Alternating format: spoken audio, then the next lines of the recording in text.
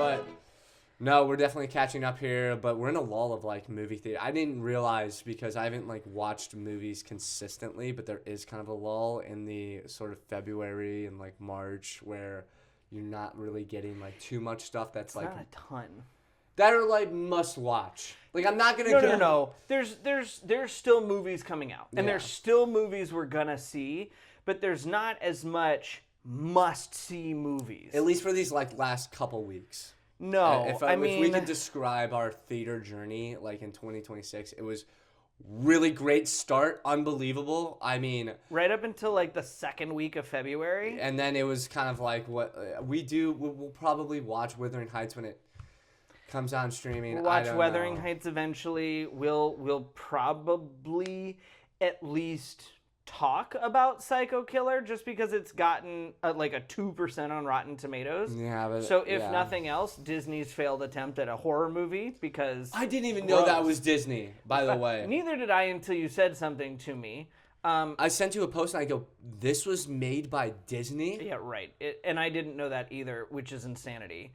I can only imagine too is the faith community bolstering their movie theater prowess with a faith-based movie that actually has an old Heroes actor in it, if you remember that TV show. Yeah. And they crossed 50 million over the weekend, which for a faith-based movie... Oh, yeah. I actually saw that, and I was... He's the lead. He's the guy doing the music. I was saying... I almost like sent that to you, and I was like, should we go see this? Oh, I'm seeing it, and we should review it. I'm excited for that movie. Yeah. But again, That'd be a good, like, you just lecturing me on, like, what... And I would just be like, yeah, I like this, this, and this. The cinematography in this was really good. That's just me. I'll bring my Bible. It's going to be great. I can't wait. But there's nothing that, like, in this slate for late February that's, like, monumental movie. Yeah. The movie that we're a little late to that we're going to be talking about today was not supposed to be a monumental movie either. Yeah. Really. Iron Lung is a horror-based video game that in the streaming community is really popular, but it's not on consoles. And so even with the console community, it's not that popular. It's mostly PC and streaming. And then it got picked up a lot of money relative to a streamer funding it, put behind it, got $1.5 million budget. Markiplier. And then, thank you. Well-known, just super. Very well-known streamer. I watched his content when I was, like, 16. Like, he was one of the first YouTubers where it's like, oh, yeah. I mean, scary video games have always been out, but he was kind of the first person that was like, oh my God, it was like guaranteed 1 million views anytime he posted a video. So obviously he was definitely a big reason why this happened. And he kind of has shown that there is a formula for people who want to get into the film industry that have a good following if they want to, obviously. Right. It's tough. I'm not going to say it's easy. And there's lots of things you have to do right because we've seen failed video game adaptations before, not just in the horror genre, but across the board. I mean, Assassin's Creed has had failed movies twice. With some great actors as well. Oh, some amazing actors. And Netflix is still I need to rewatch those, but, like, they're awful. They're so bad. And Netflix is still bubbling around a BioShock remake at Netflix. And they're still bubbling around another Assassin's Creed TV show remake at Netflix. So video game adaptations are, to say the least, difficult. Fallout's doing well. Fallout's doing well. I haven't seen season 2, and that's on me. But like season 1 was so historic for video game adaptations, it was insane. It was. Season 2's not as good, and that's the tough thing is that they based so much of season 1 off of the most iconic Fallout game, and now they're straying a little bit because there's only so many Fallout games, and we haven't had one in 15, 16 years. Yeah. So there's not as much for them to go off of. And I feel like this is where a lot of these video game adaptations lose steam. Iron Lung's great in this because it's a horror story. Yeah. Horror stories kind of get to function on the individuality of their story. Iron Lung's story is insane. Yeah. I saw one trailer for this, and it was him inside his little like submarine boat and it filling up with blood, and it was like a 30-second trailer, and that was it. And you were hooked. And I was hooked. And I think one shot that got me was when he was covered in blood. Oh yeah, and I went, I don't know anything about this movie. Yeah. I still really want to go see it because it had a budget of just over $1 million. Yeah. And I went, all funded by Markiplier, pretty much. Right. Pretty much. And maybe some crowdfunding that, like, obviously people wanted to support him because he has such a big fan base, but still. Right. But very minimal. Minimal funding. He probably could have gotten a lot more, but he wanted to do this himself. It seemed like almost like a very prideful thing because he wanted to make a statement. Right. I don't want to put anything in his, like, words in his mouth or anything, but I feel like that's just what I, like, portrayed. Well, and he did an amazing job. The set was built so that way he could simulate a lot of these things. Him moving around that ship, jostling a lot of this other stuff. And they built it. It's not something that comes in with After Effects or camera motion or whatever. When he's getting tossed around that ship, he's getting tossed around that ship. And I went, watching all the videos that describe everything that happened in this movie, the level of dedication that he brings to this film is part of why it did so well. But the story is really simple and it's really great. Convicts go down onto this moon after Earth has been obliterated looking for life and a way to survive. And they're sent down there as a sentence for some wrongdoing that they've done to try and map this out and figure out a way for humanity to survive. And they're being sent down in an ocean of blood, period. Yeah. And I went, dude, incredible. It's great concept. It gets all explained to you really simply in the first 30 seconds with one of the most chilling opening monologues of the year. And in that first 30 seconds, I was hooked. I was like, oh yeah. I went, this is perfect. Great. One thing I will have to say about this, and this is just my take, and this is why I believe sometimes, like, the movie, like, there were some moments that worked for me heavily in this movie. I just have to say, the fact that he did some of the things that he pulled off cinematography-wise and storytelling-wise with the budget that he was on, unbelievable. I mean, straight up. The biggest gripe I have, and I just want to get this, like, out of the way, was the beginning of the movie. And not the monologue. Sure. Not the 30 seconds. It was just how slow. And I know why, because I was thinking about it, like, as I was walking home, and I was like, why was it, like, very slow and methodical in, like, the first, like, probably 45 minutes of the film? And that's probably what I think, like, was the biggest complaint I think people probably had in this movie was it was just a little bit too slow of a build-up. But because I realized that he has done scary video games streaming, and if you really do think about, like, scary video games, you go into an established place and you really are just finding little things here and there throughout the story, and those games are long. They're long, and I'm sure this game was probably even longer than what he was able to portray. So the one thing I will give him absolute credit for is I wasn't familiar with the lore of the game, but the way he adapted it, I could already tell that he cared about the project, and he did a great job adapting it to the screen. The only thing that I would probably say that he probably should have done was take a more, like, how can I make this great for a cinematic experience? And I'm sure that the fans that played the game, loved the game, they understood that this was probably going to be a slow build-up.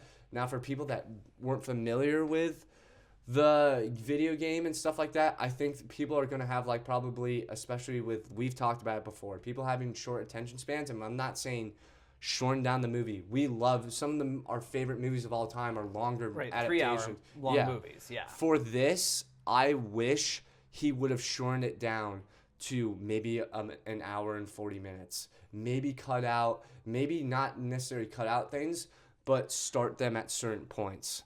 And I think it's tough to do that when you're in one set. Right. When you're in one location. And I do think that, like, some of the writing was great, and oh my God, I mean, we will get into it, but when it gets going, I loved it. I loved it. But for that first 45 minutes to an hour, I could tell that his video game, like, scary movie sort of storytelling was definitely evident. And I wish he would have taken maybe in that first hour, been like, okay, let's speed this up a little bit. Let's get into the backstory of Simon a little bit more. And let's get into that, because once we started getting into that, I was kind of like taken out of the movie a little bit, and then I was brought back in. But then like I was like, oh my God, like we're like just still like here. It's kind of, it just drags a little bit, and I think that's like the biggest complaint people have. For sure. I think I agree with you 100%. It needs a more cinematic feel. Yes. He took a video game feel and brought it to the cinemas, and that's my biggest complaint with it as well. It's, you could tell he was doing the objective-based things. Yes. I play a lot of video games, and he's, oh, I completed that objective. Oh, I completed that objective. Oh, I completed that objective. Oh, we found this. It leads Right. to this. Oh, I turned on the monitor because I went and I found a secret hidden item, and now that unlocks this thing, which now plays a video message that unlocks the, okay, I saw all the dots connecting, and it was cool as somebody who plays a lot of video games. But if you get the guy who's not a video game nerd or who doesn't know the story, they're going like, where the hell what are we we doing? Yes. See, I didn't want, that was the biggest thing that, like, I was walking back and I was kind of like angry about it. Not like angry about it, but I was like, no, but like, if I was a person that to like, you know, all my life, like doing, like, seriously, if you look back, he's done fucking 10 plus years of video game content on this. This is all basically the story. I'm sure he's read a ton of books. I'm sure he's a very intelligent person. Right. But it's like all he's known is this storytelling. And this is what he loves. Right. And this is what he loves. And this is how he wants to tell it. And I have to respect that. And sometimes you just have to respect that. And it's Right. like, and the story still shines through. It does. It does. It just needs a slightly faster pacing. I just need you to be a little more cinematic. if you got him into the room and you're like, listen, like, we just need to get to here a little bit faster. Right. It would have been great. It would have been like, and the score, I don't think like reflects of like how proud I like was of him to like make this.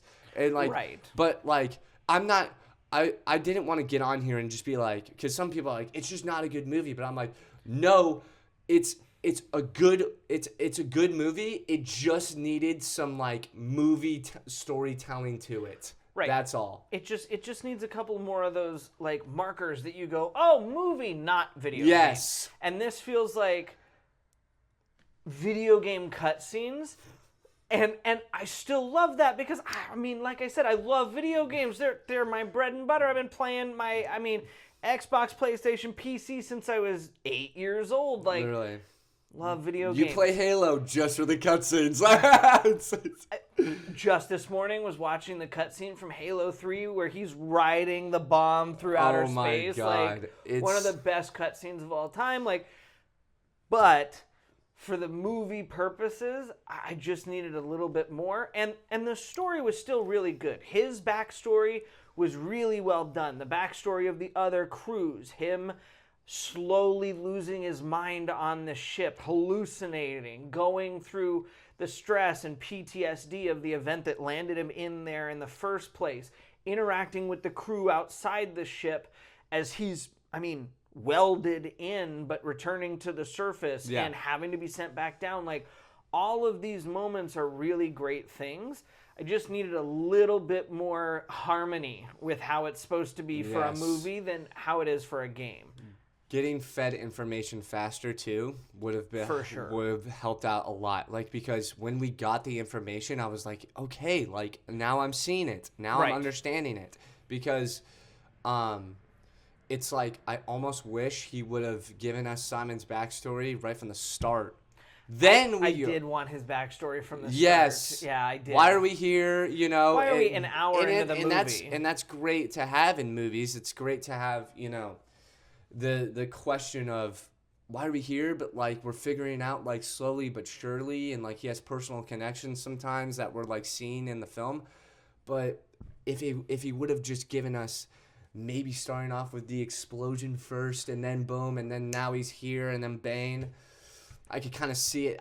That's what I was like kind of frustrated with. I was like, oh my God, if he would have just done this, then maybe it would have like helped out the pacing of the first hour better. Right. But the first hour is kind of like, if I really am honest, it's we're down the submarine. He's talking to, obviously, the people that are controlling the submarine, Right. and we're taking pictures. And then we're introduced to something, and I'm really interested into it, but we don't get to it in like a full 45. No, well, you don't even see the beast at the bottom of the ocean for the first 35 minutes. Yeah. And then even then, you don't really see it. You see the warning light on the dashboard, And then and the ship shakes a little, and then he goes back up. And yeah, you're like, oh, that is seriously. I was like, that's we can't see it yet even? Have him snap a picture. And they were like, no, they do take the picture because he snaps the picture, but then he doesn't really look at it. yeah. And they're like, oh, we downloaded something. You got to get back up here. And I'm like, No. show me what you downloaded.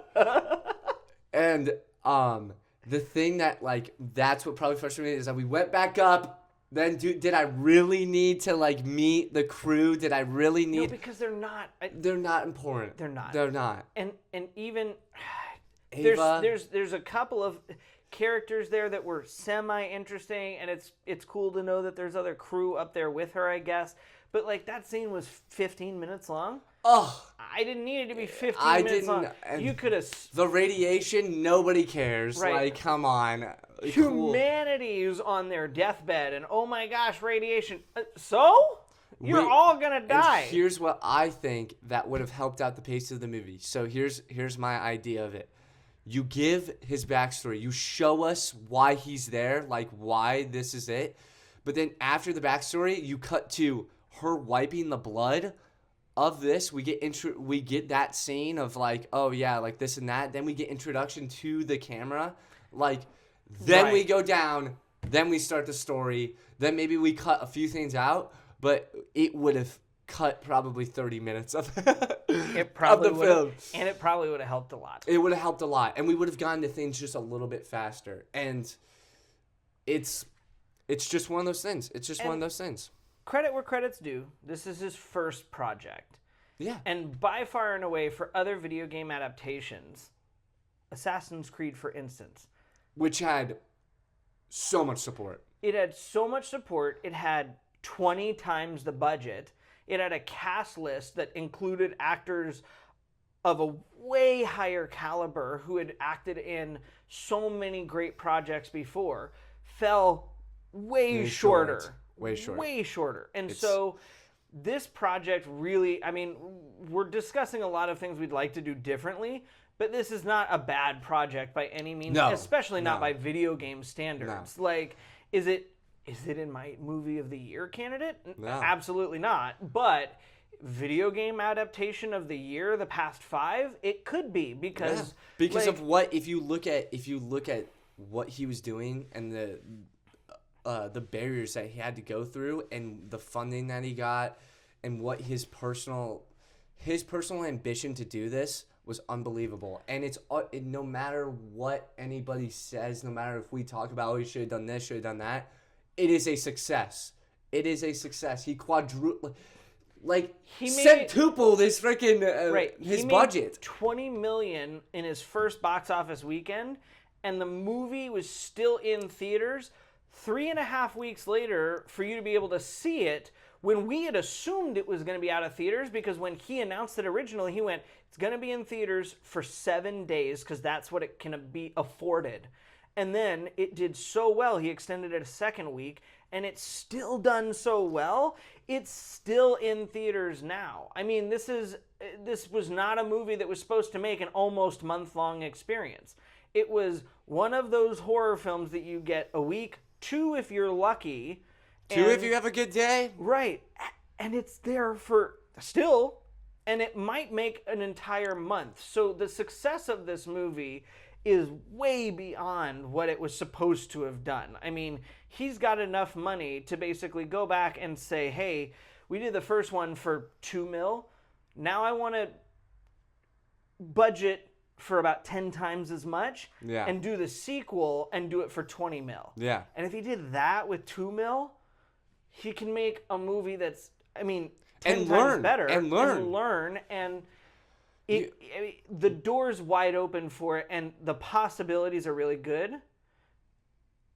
And I really, really love the fact that he put so much of the video game appreciation into it. Yes. Because that's what makes these kinds of movies really great. Yes. And some of the things that I want to talk about, like that were good about the movie, and I wanted to just talk about that not as like a negative. It was just like some things I think like I would have done differently. Like, and no reason am I an expert on the lore or anything. I just feel like for other movie fans around there, I just personally feel like that would have been better if he would have probably done maybe an hour and 40 and then maybe set up for another movie.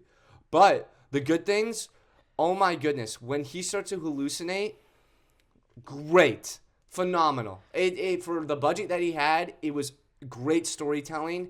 And when we got his backstory on why he was there, and when he starts to get rageful, and these basically really horrific horror type things are starting to happen to him, and the blood starts to rise, unbelievable creative choices. When it looks like the submarine breaks down, and then he's covered in blood, and then he's almost in this demonic world. And oh, yeah. Then the eye is facing at him. I wanted more of that. It was unbelievable. Understanding, bro, he has freaking $1 million. Brett, right. Stop asking for that. But right. That shot blew most of the budget. It was unbelievable. And I was sitting there, and I was like, oh, my God, more of this. And then when you get to the third act of the movie and things just start going crazy, that's when I was like, wow, this is the world that I really wanted to get into, and it was great. You could tell he knew what he wanted to do. If he would have just gotten into it faster, it was amazing, but when we got there, I appreciated it a lot. And the blood pouring in, the effects, for how small the budget it was great. And my two huge major props to go along with yours, cinematography, because a lot of what succeeds in this movie is how it's shot. The scene of him crawling underneath the submarine was so well shot. Simple. One of my favorites. It was so simple, but even the blood rising, getting the black box, trying to reset the power. Every time he's in that crawl space, it's intent. My heart's up here. They did such a good job shooting it, even with him having the tape up on the button for the camera and having it on the floor faced back towards him so you can see the edge of the screen, the light illuminating his back. I mean, every shot was so intentional. And two, this is his first major acting role. Yes. We're talking about a streamer who's not like gone to school, he's not gone to a bunch of training, and his performance, having to rely basically 80, maybe 90% of the movie being the only character truly on screen. Great. He did a phenomenal job because if his performance is not at least good, this whole movie's terrible. It's awful. And he did a great job. I mean, there was a few moments where I was like, you took a weird bit of... I could be nitpicky and be like, but listen, if I went out there and... I'm not giving that performance. That's what you have to think about this, okay? And that's what people I feel like fail to understand. It's like, for example, bro, when we start... Let's go back and listen to our first podcast. Horrendous. I'm good. It's awful. I'm not going to do it. No, I'm not. But I'm not interested. For him to take this leap, direct, produce, fund, and act, it almost, if you're not inspired by like his performance and what he was able to do from a creative standpoint, then dude, stop watching movies. Like, stop supporting. Like, you gotta support these types of things because you never know what he is going to grow into. And for him stepping into acting and producing and trying to do these things and getting a team that he believes in around him, it's unbelievable. And he did a great job. And I have to say that because I was worried about that too. That was one of the things. I was like, he's a streamer. Like, he does have a great... Is he going to be able to act? He has a great voice. And, like, obviously the writing kind of helped him out. There wasn't that many lines in, like, sort of the beginning. They were very kind of simple. But when the things got going, I almost feel like it was better. I almost was like, dude, give yourself more lines, more things to do. Well, even in the epilogue. I mean, he's going through the torment of the PTSD from the accident, being attacked by the demon creature of the deep blood sea, and the struggle between saving humanity or saving himself. He's going through all this, and his lines of dialogue, his struggle, having to act his way through that. There wasn't a moment of any of those scenes that I was like, oh, I wish I had somebody better. I went, nailed. Yeah. Every line of dialogue, every scene, every moment of agony on his face brought me into the story.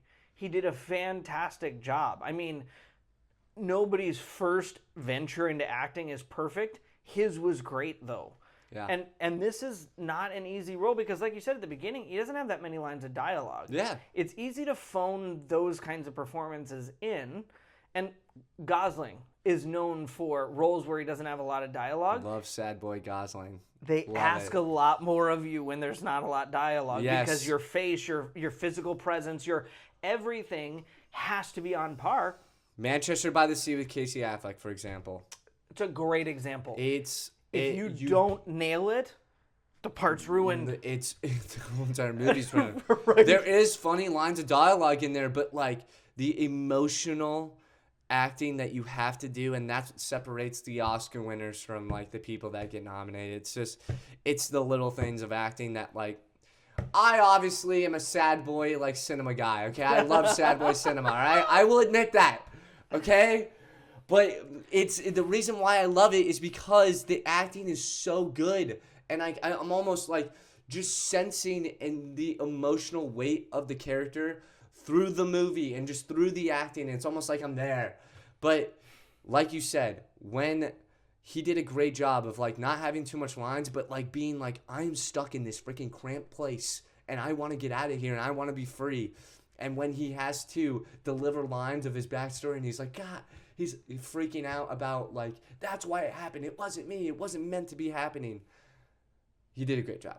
He did do a great job. A little bit of a sad boy rant there, no, but it's okay. Right. I was really impressed with his performance. And the ending for the film, his little black box floating to the top of the surface, it being spotted, it leaves you with two awesome possibilities. One, him being able to walk away and going pursue any other project now, because this movie was such a huge success. He's made enough money to now go 31 million was the last number I saw, which is freaking insane. 31 million was the last number I saw too. It's still in theaters, so that number's obviously gone up. Gone up by at least a couple mil. Right. And so you now have the ability to leave it at that ending and go, use your imagination, or way more than enough money to go back and make a sequel, because with that black box, it's that nice do or don't ending. Yeah. You can go back and keep working off that. That's a great little cliffhanger to go, hey, we'll just pick it up from right there. First shot of the second movie is somebody picking that bag up right out of the ocean. Done. Okay, yes. Awesome. But if not, go and pursue other projects. And I would be happy with both. I would love to see a sequel because I think that there's way more to the story that you could tell. Yeah. I'm interested to learn. I almost feel like we just got the glimpse of it. Right. I want to learn more about the lore. I want to learn more about humanity in this new area. I want to see some of the interpersonal relationships with what's going on with all these people that are not being sent down. I wouldn't mind 2 or 3 more movies from this game, but he's done such a good job.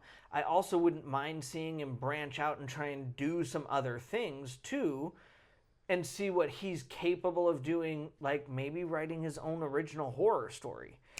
Because he did such a good job using this material, I'd be interested in seeing him write something original and seeing where he could go with that. And here's my thing, okay?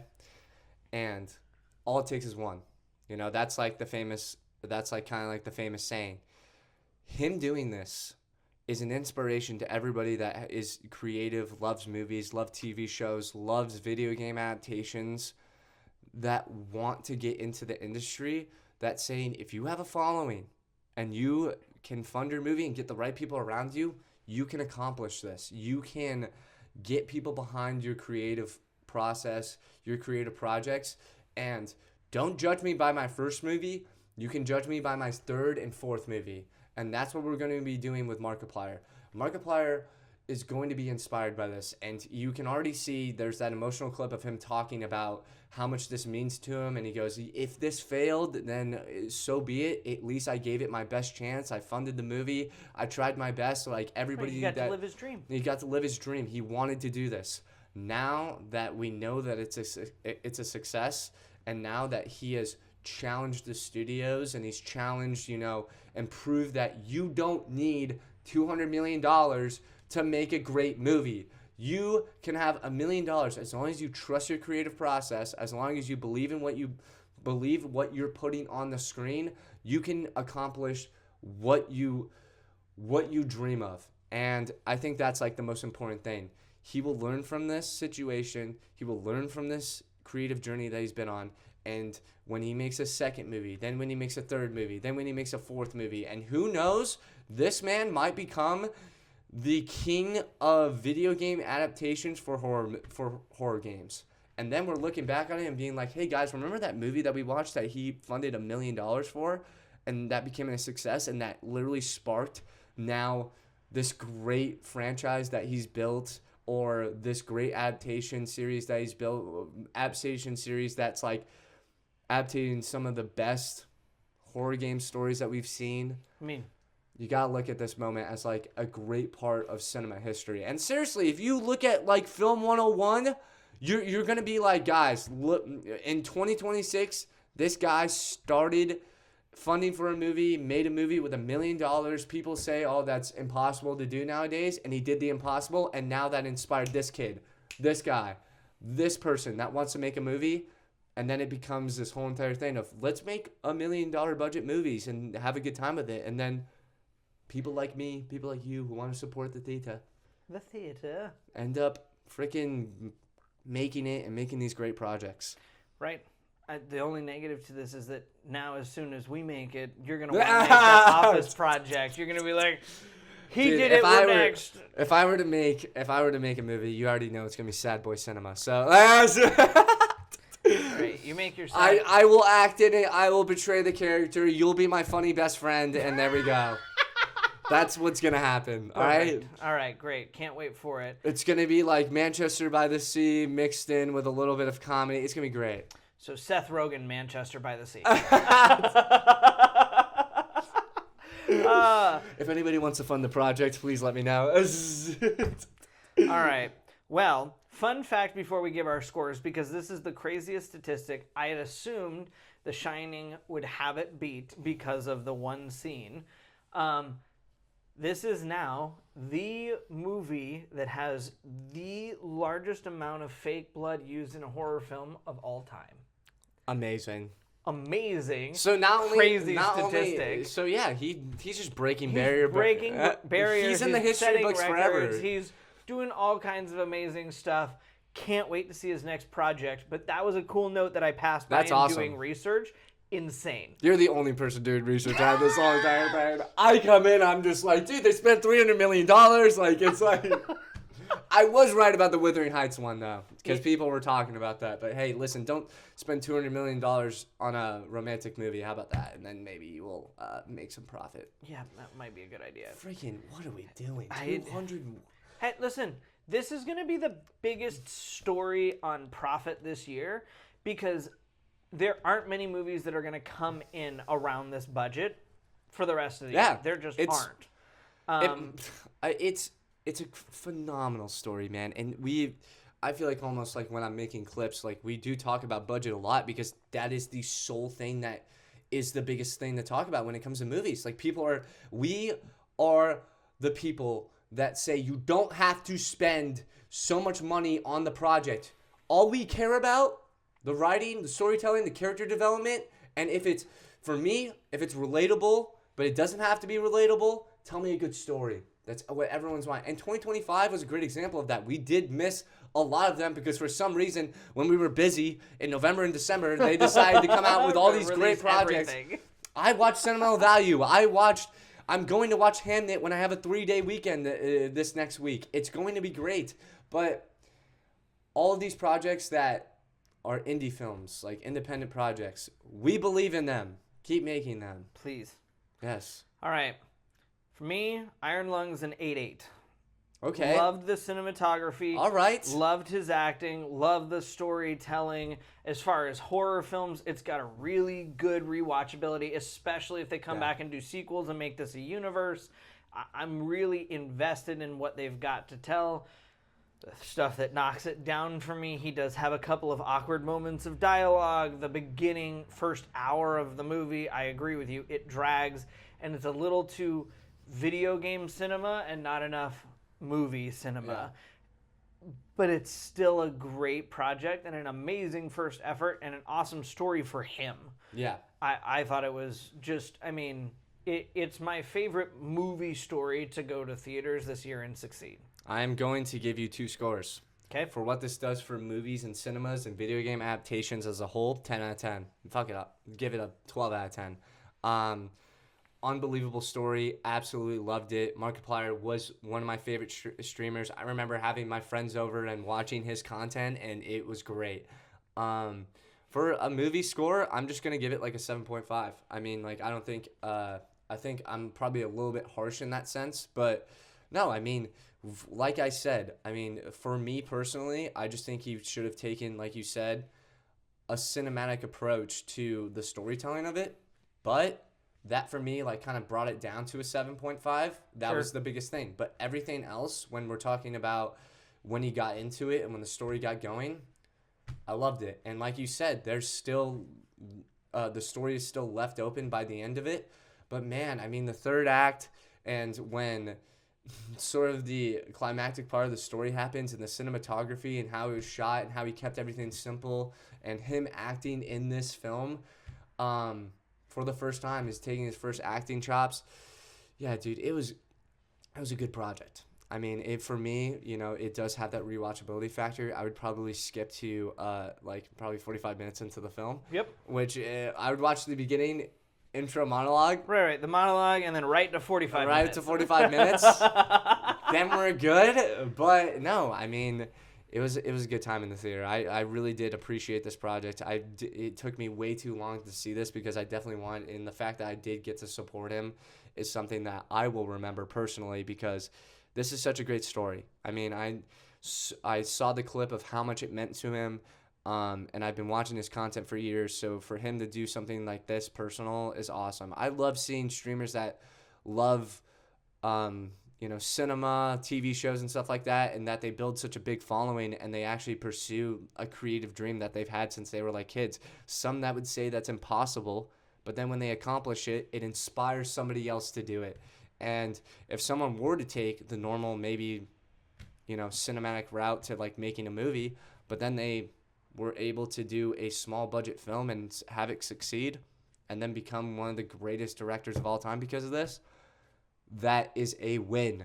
It's all about inspiration, people. And inspiration can come in many different forms. For me, the inspiration to this is follow your dreams, man. And like if you have a creative idea and you're able to fund it and it doesn't matter how small the budget is, you can do it. Just keep everything simple. Keep the writing simple. And just get to the story a little bit faster. Pitter patter, yeah. Let's move our feet. Let's it's not penguin shuffle. Let's really get moving. All right. What's your story that video game adaptation that you really want to happen? Like I have to ask you that question because like you're a big video. I already know my answer, and it was kind of. Okay, give me your answer first while I think. Right, I contemplate mine because I'm not going to absolutely kill this project, but Halo, please. Okay, listen, let's get another shot at it. Let's get a good shot. Let's not unmask Master Chief. Let's not have him flirting with the cadets. Let's not do any. Let's do proper Halo. I want just video game adaptation, not necessarily. There's so many things you could do with that story. Halo, please just give it another shot. And it's okay that I would call it not necessarily a failure. It's probably a failure, but if they just get another chance and learn from what they did wrong in the TV show and maybe try a movie, oh my God, dude, it would be an absolute success if they could just wrap their head around. People fell in love with this with the video game adaptation and not the books. The books are great. I read Reach. I read the first book and I did comprehend it a little bit. There were some things I liked, but the problem is with those books is that I do think they run a little long and they do get convoluted. Halo video game adaptation is so concise, it just gets to the point, and the characters are very interesting, and I would just love for that story to get fleshed out in a movie. And I do think you can do a 2-hour, keep it 2 hours, and do a great movie on the first story. And, you easily could. Yeah. Oh my God. Halo And Combat Evolved movie form. I'm sorry, but you instantly, just because people love it so much, I don't care that they failed at a TV show adaptation for it. If you just kept it Arbiter, Master Chief, but like Arbiter when he is trying to kill Master Chief in the first one of Combat Evolved with him in his gold armor. I forget what Arbiter's like original name was, but no, it's a great design too. He's got a cape, he's in the gold armor. It's unbelievable, man. If you just have that 2 perspective story, and with Commander Keyes, oh my God, and the Flood, it would be such a great story. So maybe get another chance at that. I understand it wasn't the best like adaptation the first time. There were some good things, some bad, but yeah, that's something that I just need. I need that. I need another chance. Just give another chance. It's not because people are so passionate about it that they want it adapted a certain way, and just don't. Just maybe do a better job the next time. Yeah. All right. I settled on 2 because I can't decide on 1. The first one is the Diablo franchise.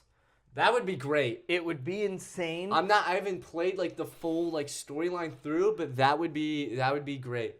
You could do so much. God of War, oh my God, God of War is going to be coming out. That's going to be amazing. And that's the reason I didn't put that one, because they've already got the cast put together, and it looks like it's going to be so good. It looks like it's going to be good. I'm already so excited for that. Loved the God of War games. That's going to be amazing. Diablo is a similar kind of like huge scale epic story, mythic. You've got all sorts of creatures, ghosts, werewolves, demons, angels, like, my gosh, it would be amazing. And then I need to be specific about the way I phrase this, because there's been too many of them now. Original Black Ops and Modern Warfare trilogy movies. That I don't need 4, 5, and 6, and I don't need remake Modern Warfare 1, 2, and 3. I want the original Black Ops 1, 2, and 3, and Modern Warfare 1, 2, and 3. They are making a Call of Duty movie. Movies. And I heard, and I have no idea what the plot line is going to be, but those are the ones I want. And really, the first one that I want is the Black Ops trilogy. The numbers, Mason. Oh my God. I need that in cinema. Are you kidding me? It's unbelievable. That would be such a... If you did that 2 hours, 2 hours, 30 minutes, and you had Woods and Mason and all the World War II and just... Oh my God. Oh my gosh. What an... You could...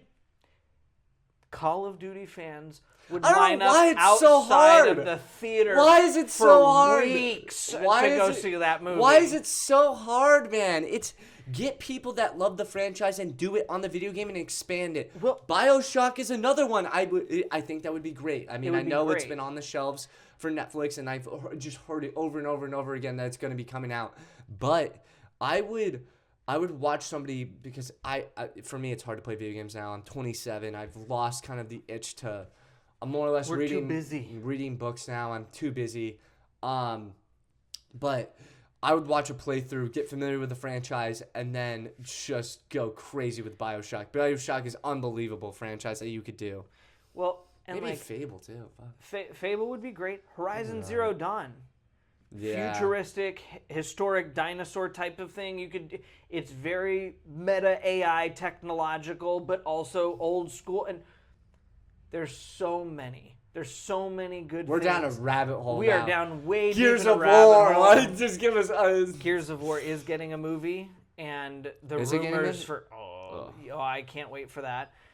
Nobody's been cast for certain. Yeah. It's a good time to start getting these right.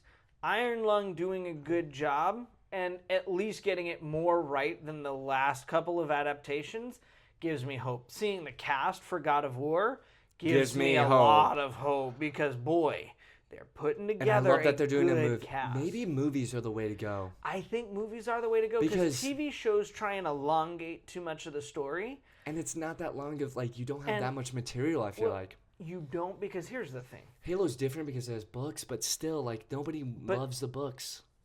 These games are long because you're fighting people for hours, not because the cutscenes are long.